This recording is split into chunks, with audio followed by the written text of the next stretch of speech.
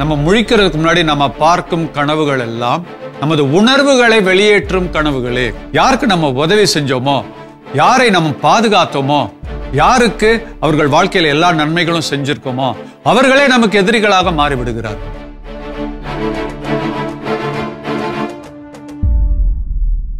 Hello friends, எல்லாம் நல்லா இருக்கிறீங்களா? கனவே வா வா என்ற இந்த ஒரு அருமையான நிகழ்ச்சியில உங்களை எல்லாம் சந்திக்கிறதுல ரொம்ப மகிழ்ச்சி. இறைவன் நமக்கு கொடுத்த கொடைகளிலேயே மிக சிறந்த கொடை கனவுகள். பல வகையான கனவுகளை பற்றி சிந்தித்துக் கொண்டிருக்கிறோம்.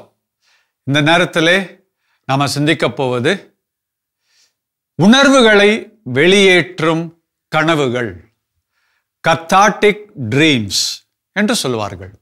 நம்ம வாழ்க்கையில நமக்கு வியாதிகளுக்கும் சரி, மன இறுக்கத்திற்கும் சரி, மிக முக்கியமான காரணம் உணர்வுகள் நமது உள்ளத்திலே தேக்க நிலையை அடைவது. நம்ம விரும்புகிறோமோ இல்லையோ, நான் ஏற்கனவே கூறினேன், ஒரு நாளைக்கு காலையில் எழுந்ததிலிருந்து மாலை படுக்கும் வரை 60,000 எண்ணங்களும் உணர்வுகளும் வந்து கொண்டே இருக்கும். இவையெல்லாம் வருவது நல்லதுதான். இது ரோட்ல நம்ம பார்க்கிற வாகனங்கள் மாதிரி.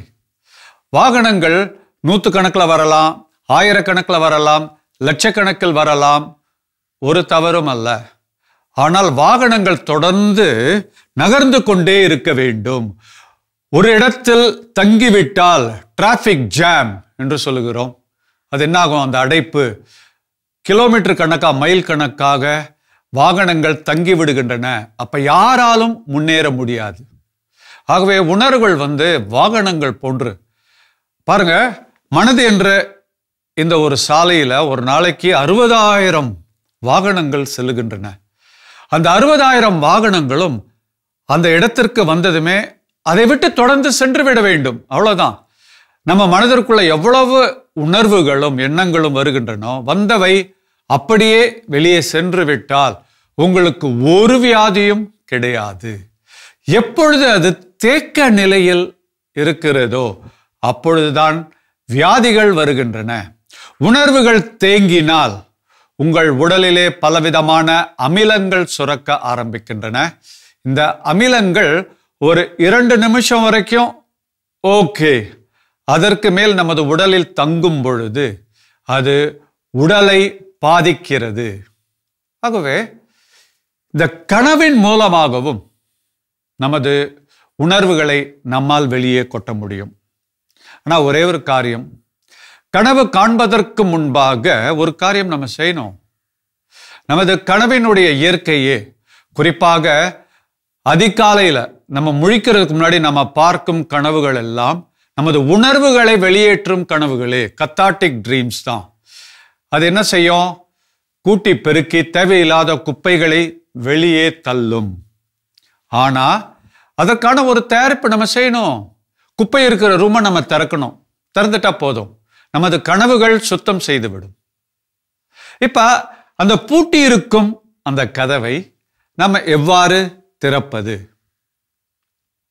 நம்மை அதிகமாக பாதிக்கக்கூடிய 3 உணர்வுகள். மகிழ்ச்சியாக இருக்கும்போது நம்ம உடம்பு நல்லா இயங்கும். நமது இதயம் எப்பொழுது சிரிக்கிறதோ, மகிழ்ச்சியாக இருக்கிறதோ, உடல் உறுப்புகள் எல்லாமே சிரிக்கும். இயேசு கூறுகிறார், கண்கள் சிரித்தால் என்னது? உடலே சிரிக்கும். உங்கள் கண்களில் ஒளி இருந்தால் உடலே ஒளிமயமாக மாறிவிடும். அப்ப கண்களில் ஒளி வர வேண்டும் என்றால் இதயத்திலே அன்பு இருக்க வேண்டும். ஆகவே மகிழ்ச்சி என்பது நேர்மறை உணர்வு. ஆனால் நமக்கு மனதில் அடைப்புகளாக வரும் உணர்வுகள் 3 முக்கியமான உணர்வுகள். பல உணர்வுகள் இருக்குது, அதுல 3 உணர்வுகள் மீது நமது கவனம் இருக்கணும். முதல் உணர்வு நமக்கு ஏற்படும் பயம், பதட்டம். 2வது கோபம், பகை. 3வது கவலை. இந்த 3 உணர்வுகள் தான் நமது அந்த மனது என்ற சாலையில அது ஒரு தடுப்பாக வந்துவிடும், ஒரு அடைப்பாக வந்துவிடும். எப்பொழுது இந்த உணர்வு அடைப்பு இருக்கிறதோ அது என்ன ஆகுது? இருதயத்திலும் அடைப்பு வருகிறது. அதுதான் ஹார்ட் அட்டாக். அப்ப உணர்வுகள் வந்த விதமாக சென்று விட்டால் நமக்கு ஒரு பிரச்சனையும் கிடையாது. எவ்வாறு அந்த குப்பை இருக்கக்கூடிய அந்த அறையை திறப்பது? நாம் திறந்து விட்டால் கனவுகள் அதை சரி செய்து கொள்ளும். இதை நம்ம விவிலியத்திலிருந்தே பார்க்கலாம். எவ்வாறு உணர்வுகளை கொட்ட வேண்டும். நம்ம திருப்பாடல்களை பார்க்கிறோம். திருப்பாடல்கள் எல்லாமே என்னது?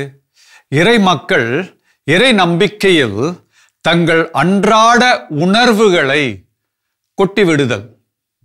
அதாவது நமக்கு 60,000 உணர்வுகளும் எண்ணங்களும் ஒரு நாளைக்கு ஏற்படுகிறது. அது உள்ளே தங்கக்கூடாது. தேக்க நிலைதான் நமக்கு கெடுதல். அப்ப என்ன செய்யணும்? எபேசியர் 4:26 சொல்லப்பட்டது போல, நீங்கள் உணர்வுகள் வரலாம், சினம் கொள்ளலாம், ஒரு பிரச்சனையும் கிடையாது. பாவம் செய்யாமல் சினம் கொள்ள முடியும், கோபப்படலாம். இயேசுவுக்கே கோபம் வந்துச்சு. உங்களுக்கு கோபம் வந்தாதான் உடம்புல உயிர் இருக்குன்னு அர்த்தம். ஆகவே நாம் இறந்த ஜடமாக இருக்க தேவையில்லை, உயிருள்ள கோபப்படுவர்களாக இருக்கலாம். ஆனால் வந்த கோபம் உடனே சென்று விட்டால் நீங்கள் புனிதர். அப்ப இந்த உணர்வுகளை என்ன செய்ய வேண்டும்? அந்த கதவை திறக்க வேண்டும் என்றால் இறைவன் என்ற பாத்திரத்தில் அந்த உணர்வுகளை கொட்டிவிட வேண்டும். நம்ம திருப்பாடல்கள் முழுவதும் பார்க்கிறோம். அதிக திருப்பாடல்கள் புலம்பல் திருப்பாடல்களாக இருக்கிறது. தன்னுடைய கஷ்டத்தை நினைத்து இறைவனிடம் புலம்பும் திருப்பாடல் தான். ஏறக்குறைய அதிகமாக நமக்கு திருப்பாடல்கள் புலம்பல். ஏனென்றால் ஒவ்வொரு நாளும் இறை மக்களுக்கும் மன வலி ஏற்படுகிறது, மனவேதனை ஏற்படுகிறது. இந்த வேதனையை யார்கிட்ட கொட்டுறது? தெரிஞ்சவங்கள்ட்ட போய் சொன்னீங்கன்னா அது என்னாகும்? அவர்கள் ஆல் இண்டியா ரேடியோ அல்லது டிவியாக மாறிவிடுகிறார்கள். நீங்க சொன்னதை எல்லா இடத்துக்கும் போய் சொல்லிடுவாங்க. சில பேர் நீங்கள் மனதில் இருப்பதை சொன்னால் உங்களையே தரக்குறைவாக நினைப்பார்கள். அப்ப எங்க கொட்டுறது? நமக்கு மிகவும் மிகவும் பாதுகாப்பான ஒரு பாத்திரம் என்றால் இறைவன். திருப்பாடல்கள் முழுவதுமே பார்க்கிறோம், தங்களுடைய உணர்வுகளை அப்படியே கொட்டி விடுகிறார்கள். உதாரணத்துக்கு அந்த பய உணர்வை பார்க்கின்றோம். என்னிறைவா என்னிறைவா ஏன் என்னை கைவிட்டீர்? திருப்பாடல் 22. அதுல இறைவன் கூட தன்னை கைவிட்டதாக ஒரு உணர்வு, அந்த ஒரு வேதனையை இறைவனிடமே கொட்டி விடுகிறார் திருப்பாடல் எழுதியவர். ஆகவே நமக்கு அழுகை வருகிறதா, கோபம் வருகிறதா, பயம் வருகிறதா, இறைவனது அவருடைய பாத்திரத்தில் நாம் கொட்டிவிட வேண்டும். அதே நேரத்தில் கோபம் கூட பார்க்கிறோம். திருப்பாடல் 137 பாபிலோனின் நதிக்கரையில் என்று ஆரம்பித்து கடைசி 2 வசனங்கள் 7, 8 அதிலே சொல்லப்பட்டிருக்கிறது. பாழாக்கும் நகர் பாபிலோனை, நீ எனக்கு செய்தவற்றை உனக்கே செய்பவர் பேறு பெற்றோர். உனது குழந்தைகளை எடுத்து பாறை மீது அடித்துக் கொள்வோர் பேறு பெற்றோர். பா, ரொம்ப மோசமான வார்த்தைகள். நம்ம நினைப்போம் விவிலியத்தில் இது மாதிரி வார்த்தைகள் இருக்குது. ஆமாங்க, உங்களுக்கு எவ்வளவு கோபம் வேணா வரலாம், உங்களுக்கு ஒரு வெறி கூட வரலாம். ஆனால் அந்த கோபம் வெறியாக மாறுவதற்கு முன்பாக இறைவன் என்ற பாத்திரத்தில் கொட்டிவிட வேண்டும். அப்ப அது செயலாக மாறாது. பாருங்க, அந்த திருப்பாடல் எழுதியவர் அவ்வளவு கோபம். ஏனென்றால் பாபிலோனியர்கள் யூதர்களை அடிமைகளாக மாற்றினார்கள். கணவர்களை மனைவிகளிடமிருந்து பிரித்தார். வேற வேற கேம்பு. பெற்றோரை பிள்ளைகளிடமிருந்து பிரித்தார்கள். தங்களுடைய சொந்த பிள்ளைகளை பார்க்க முடியாத ஒரு நிலை, சொந்த மனைவியை பார்க்க முடியாத ஒரு நிலை, தன்னுடைய கணவனை பார்க்க முடியாத ஒரு நிலை. ஆண்கள், பெண்கள், குழந்தைகள் என்று வேறு வேறு இடத்திற்கு பிரித்து எடுத்து செல்லப்பட்டார்கள். அங்கு அவர்கள் அடிமைகளாக, பாருங்க, உரிமை குடிமக்களாக இருந்த மக்களை கடத்தி சென்று அடிமைகளாக மாற்றி அவர்களுக்கு எவ்வளவு கொடுமை செய்ய வேண்டுமோ செய்கிறார்கள். அப்ப ஒரு நாள் அவர்களை கவனிக்கக்கூடியவர், அந்த மேற்பார்வையாளர் சொல்றாரு, எப்பா யூதர்களாம் நல்லா பாடுவீங்களாமே, ஒரு நல்ல பாட்டு பாடுங்க, என்ன குஷிப்படுத்துங்க, என்டர்டெயின் பண்ணுங்க, கமான் என்று சொல்லுகிறார். அந்த நேரத்தில் பாட்டா வரும், கோபம் பிச்சுக்கிட்டு வரும். ஆகவே அவர்கள் சொல்லுகிறார்கள், எங்களுக்கு இவ்வளோ கெடுதல் பண்ணிட்டு பாட்டா பாட சொல்ற, எங்களுடைய சீயோன், எங்களுடைய எருசலேமை நினைக்கும் பொழுது எங்களுக்கு அவ்வளவு வேதனையாக இருக்கிறது. ஆகவே அவர் சொன்னாரு, ஏய், என்ன நீ கொடுமைப்படுத்துறல, என்னுடைய வேதனையை நீ எப்பத்திரமா புரிஞ்சுக்குவ? உன்னுடைய குழந்தைகள் எடுத்து பாறை மீது அடித்து கொல்லணும்யா, அப்பதான் அந்த வேதனை நாங்க எவ்வளவு வேதனை வச்சிருக்கிறோம்னு தெரியும் உனக்கு என்று கூறுகிறார். பாருங்க, உனது குழந்தைகளை எடுத்து பாறை மீது அடிக்க வேண்டும் என்று சொல்லுகிறார். ஆனா அடிச்சிட்டாரா? இல்ல. என்ன செஞ்சாரு? அந்த அடிக்க வேண்டும் என்ற அந்த ஒரு ஆக்ரோஷத்தை, கோபத்தை என்ன செய்கிறாரு? கடவுள் என்ற பாத்திரத்தில் கொட்டியதும் அவர்கள் என்ன செய்கிறார்கள்? பழிக்கு பழி வாங்கவில்லை, எதிரிகளை மன்னிக்கிறார்கள். மன்னித்ததும் இறைவன் அவர்களுக்கு விடுதலை கொடுக்கிறார். பார்த்தீங்களா? அப்ப எப்பொழுது உணர்வுகளை தேக்கி வைக்கின்றோமோ அந்த உணர்வுகள் அதிகரிக்க அதிகரிக்க அது நமக்கும் கெடுதலாக மாறுகிறது, அடுத்தவர்களுக்கும் கெடுதலாக மாறுகின்றது. நாம எப்ப இறைவன் என்ற பாத்திரத்தில் அந்த உணர்வுகளை கொட்டி விடுகின்றோமோ, இரவிலே நாம் தூங்கும் பொழுது நமக்கு இறுதியாக வரக்கூடிய கனவுகள், 4வது கனவு, சில பேருக்கு 4வது 5வதும் வரலாம், சில பேருக்கு 4, 5, 6 என்று வரலாம். இந்த 3 முறை, கடைசி 3 முறை வருகின்ற கனவு, அவையெல்லாம் நமக்குள் இருக்கும் உணர்வுகளை வெளியே கொட்டி விடுகின்றன. அப்ப அந்த உணர்வுகளை கொட்டிவிட்டால் மனதிலே இருக்கக்கூடிய இறுக்கம் தளர்வாக மாறிவிடுகிறது. உடலிலே இருக்கக்கூடிய அமிலங்களும் உடலிலே இருக்கக்கூடிய நச்சுத்தன்மைகள் எல்லாமே வெளியே வந்துடும். வந்த பிறகு உடலும் நலமாகும், நமது மனமும் நலமடையும். பாருங்க, இதை நடைமுறையிலே விவிலியத்திலே ஒருவர் செய்து காட்டுகிறார். அவர்தான் தாவீது. தாவீதோட வாழ்க்கை நிலை எல்லாருக்குமே தெரியும். பாருங்க, முதல்ல கடவுள் மீது ஒரு நம்பிக்கை, உன்னதமான ஒரு காரியம் செய்கிறார். நம்ம வாசிக்கலாம். 1 சாமுவேல் 17:49. அதிலே தாவீது சிறுவன், குள்ளன், ஆனால் அவ்வளவு பெரிய அரக்கன் கோலியாத்தை வீழ்த்துகிறார். அவருக்கு ஒரு வெற்றி. இஸ்ராயலை காப்பாற்றுகிறார் பிலிஸ்தியர்களிடமிருந்து. சவுல் மன்னனையும் காப்பாற்றுகிறார். அப்ப சவுல் மன்னன் என்ன செஞ்சிருக்கணும்? அப்பா, என் உயிரை காப்பாற்றிட்டார் தாவீது, இந்த இஸ்ராயலை காப்பாற்றி விட்டார் என்று அவர் மகிழ்ச்சி அடைய வேண்டும். ஆனால் மகிழ்ச்சி அடைய வேண்டிய சவுல் அவர் மீது பொறாமை கொள்கிறார், பகைமை கொள்கிறார். ஏன்? மக்கள் சவுலை விட தாவீது அதிகமா புகழ்ந்துட்டாங்களாம். பாருங்க, சவுலை விட தாவீது நல்லா செய்யறாருன்னு அதுவும் பெண்கள் புகழ ஆரம்பிச்சிட்டாங்க. அதை பார்த்ததும் கடுப்பான சவுல் அவனை அழிக்க முயற்சி செய்தார். பாருங்க, அவருக்கு நல்ல எண்ணம் கிடையாது சவுலுக்கு, கெட்ட எண்ணம். நான் மட்டும் வாழ வேண்டும், வேற யாரும் எனக்கு நிகராக வரக்கூடாது என்ற ஒரு ஆணவம். அந்த ஆணவத்தில் என்ன செய்யறாரு? அவருடைய கெட்ட எண்ணங்கள் அதிகரிக்க அதிகரிக்க அவர் தாவீதுக்கு அதிகமான கொடுமைகளை செய்கிறார். நன்றி உணர்வு காட்டுறதுக்கு பதிலாக கொடுமைகளை செய்கிறார். அப்படின்னா என்ன அர்த்தம்னா, ஏற்கனவே அவருடைய உள்ளத்திலே நல்ல எண்ணம் கிடையாது. அப்ப அவருடைய கனவுகள் என்ன பண்ணும்? சவுலோட கனவுகள் கண்டிப்பாக அந்த கெட்ட எண்ணங்களையும் எதிர்மறை உணர்வுகளையும் வெளியே தள்ளலன்னா என்ன ஆகும்? யூதாஸ் போன்று அவனும் ஒரு வில்லனாக மாறிவிடுகிறான். ஆனால் தாவீதை பாருங்க, என்ன நடந்தாலும் சரி, இறைவனோடு தனக்கு இருக்கும் அந்த ப்ளூடூத் கனெக்ஷன், அதை அவர் ஆஃப் பண்ணவே இல்லை. எப்பவுமே இறைவனோடு ஒரு தொடர்பு நிலையில் இருக்கிறார். அப்ப பாருங்க, அவருக்கு ஏற்கனவே கூறியிருக்கிறோம் ஆர்கிடைப், அதாவது ஞான உதய கனவுகள் நமக்கு புதுசா ஐடியா கொடுக்கும். அப்ப தாவீதுக்கு பாருங்க எப்படி புது புது அடையாளங்களும் புது யுத்திகளும் வருகின்றன. சரி, சவுலோடைய மருமகனா மாறிடுறார் தாவீது. சரி, தன்னுடைய மருமகன் என்று கூட அவருக்கு அந்த இரக்க உணர்வே கிடையாது. மாறாக, மருமகனா இருந்தாலும் சரி, நீ எனக்கு சவாலா வந்துட்டியா, உன்னை நான் கொல்லுவேன் என்று அரண்மனையில வச்சே அவரை கொல்றதுக்கு முயற்சி செய்கிறார். இதை தாவீது அறிந்ததும் அவருக்கு பாருங்க, இதெல்லாமே இரவுல அந்த ஐடியா வருங்க, நமது உறக்கத்தில் நமது கனவில் வரும். நான் கூறினேன், 3வதாக வரக்கூடிய கனவுகள், வழி நடத்துகின்ற கனவுகள், நம்மை திடப்படுத்துகின்ற கனவுகள். அப்ப பாருங்க, தாவீதுக்கு வேண்டிய வழி நடத்துதலும் அவருக்கு வேண்டிய திடமும் கிடைக்கிறது. அவருக்கு என்ன தரம் ஐடியா வருது? இவர் தன்னை தாக்கப் போகிறார் என்று சொன்னதுமே படிகளில் இறங்கி போக முடியாது. ஏன்னா அங்க படை வீரர்கள் ஈட்டியோட காத்துட்டு இருக்காங்க. இவர் வந்த உடனே குத்தி கொன்னுடுவாங்க. தாவீது அதற்கு பதிலாக என்ன செய்கிறார்? ஏதோ ஒரு துணி, பெட்ஷீட் ஏதோ இருக்கும், அதை எடுத்து ஜன்னலிலே கட்டிவிட்டு அதன் மூலமாக இறங்கி அதை ஏறக்குறைய செவுத்துல வர மாதிரி அதை கட்டிட்டு செவுத்துல இருந்து குதித்து காடுகளுக்கு அவர் ஓடி விடுகிறார். அப்ப அப்செட் ஆகுமா? ஆகாதா? பயங்கர அப்செட். அப்ப அந்த கோபத்தில் தான் அவர் என்ன செய்கிறார்? சவுல் போன்று பழிவாங்க வேண்டும் என்று தாவீது நினைக்கவில்லை.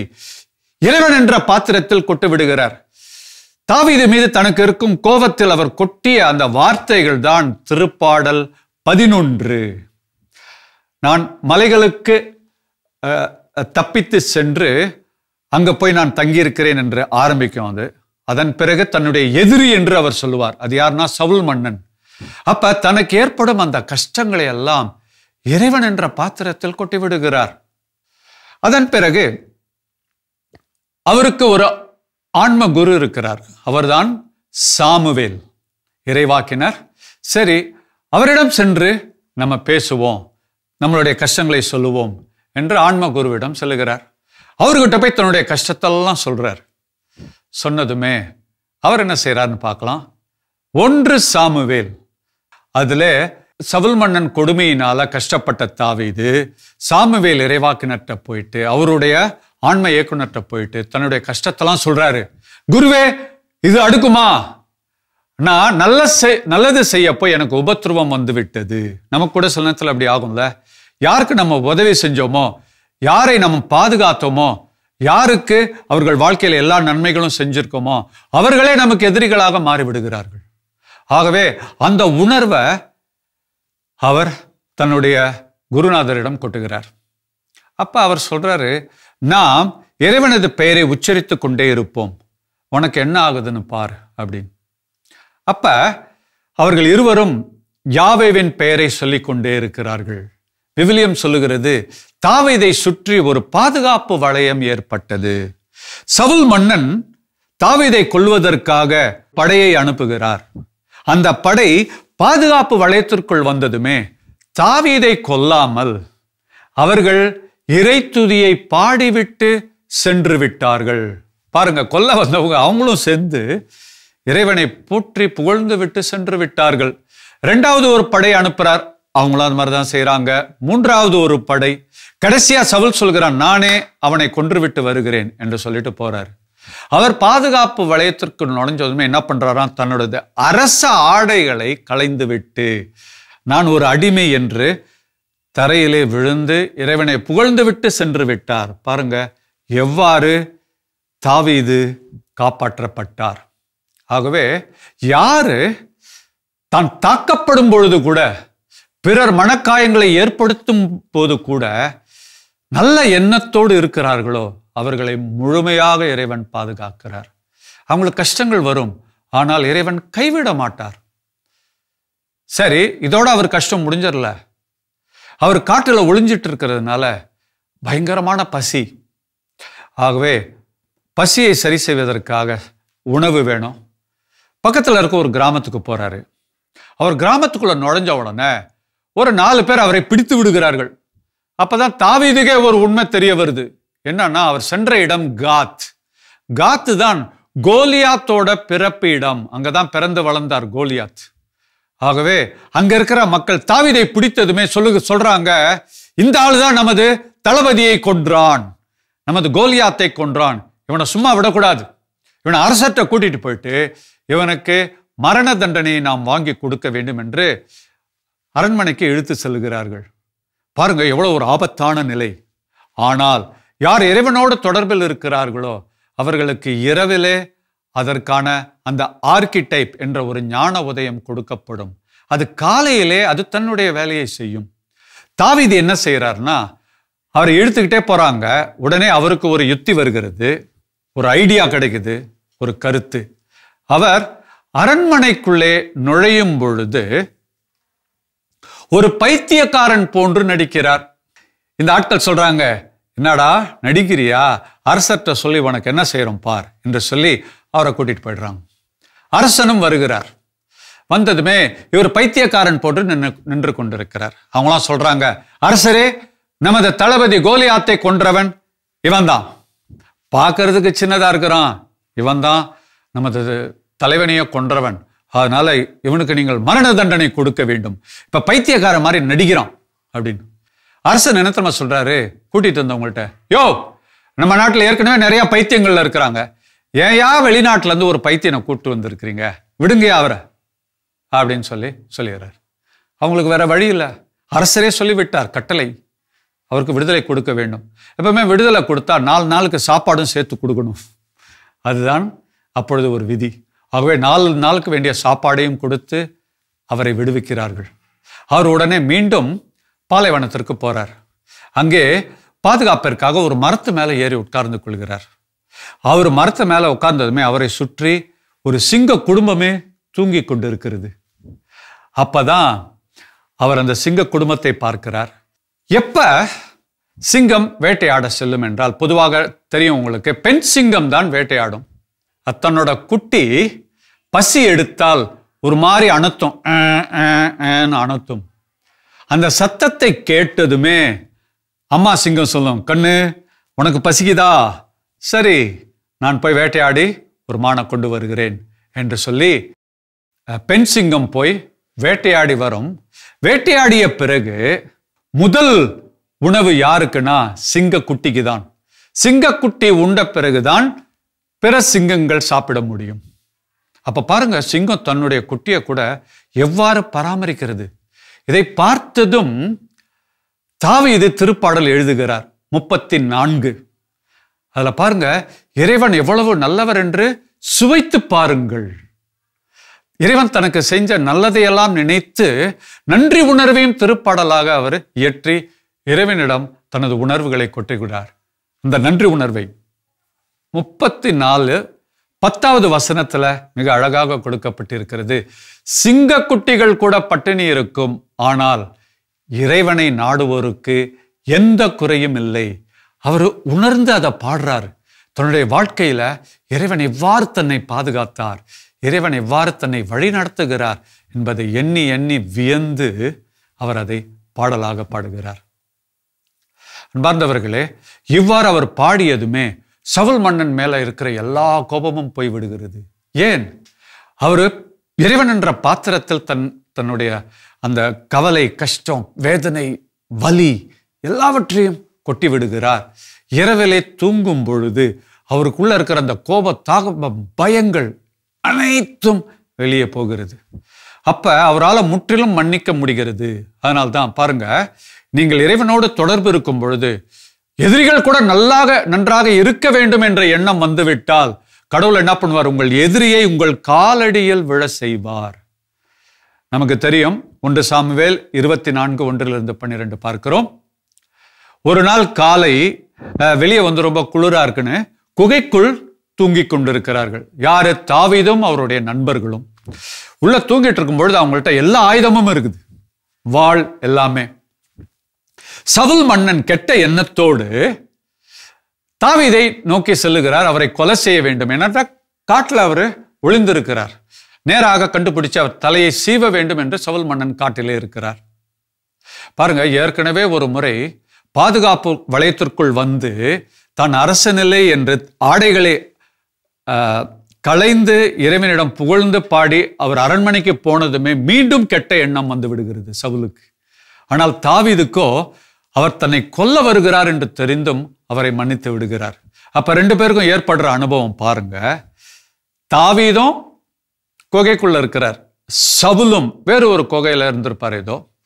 அவர் என்ன செய்யறார்? காலையில கடன் கழிக்க வேண்டும் என்று ஒரு குவளையில தண்ணி எடுத்துட்டு ஒரு குகைக்குள்ள போறார். அப்ப காலையில காலை கடனை கழிக்க போறவங்க யாரும் வாள், ஆயுதங்கள்லாம் எடுத்துட்டு போக மாட்டாங்க. என்னது? கழுவுறதுக்கு தண்ணி வேணும், அது மட்டும்தான் எடுத்துட்டு போவாங்க.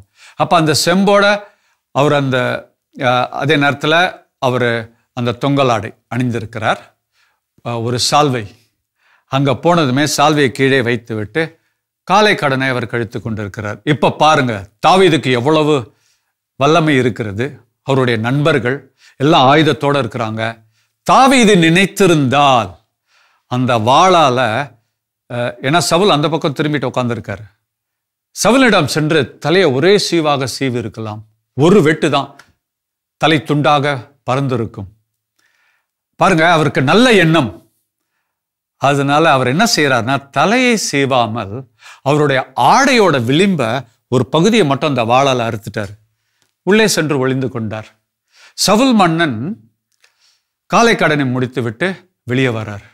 அவர் நடந்து போகும்போது தாவீது ஓடி வந்து அவருக்கு முன்பாக முழந்தால் படி இட்டு அவர் சொல்றாரு, அரசரே, நான் உங்களுக்கு கெடுதல் செய்ய போறேன், நீங்க எல்லாத்துக்கிட்டையும் சொல்லிட்டு இருக்கிறீங்களா?